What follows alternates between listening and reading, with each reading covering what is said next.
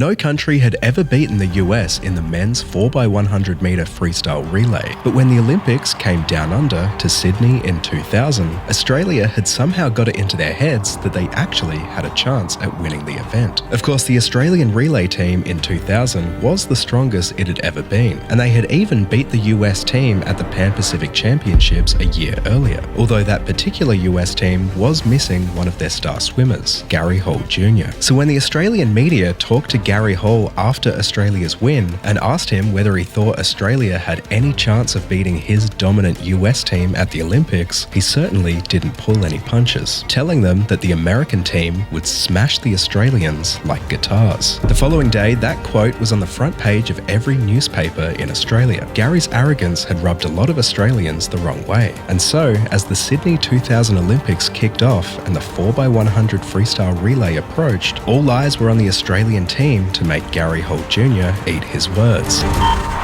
And as the starting beep sounded and Michael Klim from Australia swam the first leg, that's when the Americans started getting nervous. Michael surged ahead of all the other swimmers, and as he made it back to the blocks, he'd swum the first leg so fast that he'd broken the existing 100 metre freestyle world record. The Australian crowd roared, but as the race continued, the US gradually caught up, eating into Australia's lead, and as the Aussie swimmer Ian Thorpe prepared for the final leg against Gary Hall Jr., he knew Australia was in trouble. Ian was fast, but he was better over longer distances. The 200 and 400 metre freestyle were his domain. Gary, on the other hand, was dominant in the shorter 50 and 100 metre freestyle, but Ian figured he might be able to keep Gary off his tail if he started out ahead. And as he entered the pool, thanks to the strength of his team, he did start out with a lead. But as he neared the other end of the 50 metre pool, he witnessed firsthand how dominant Gary truly was over that length. Gary pulled out ahead, and the once optimistic Australian crowd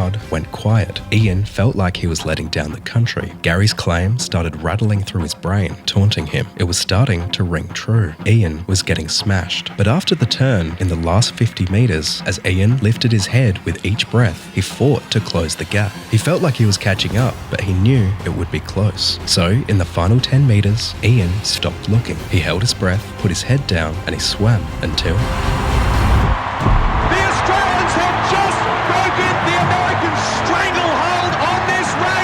Australia hadn't just won gold, they'd also smashed America's world record by nearly 2 seconds. The Sydney crowd exploded with support, and just to rub salt into the wound, the Aussie team stood at the end of the pool, staring at Gary Hall Jr. and started strumming their air guitars.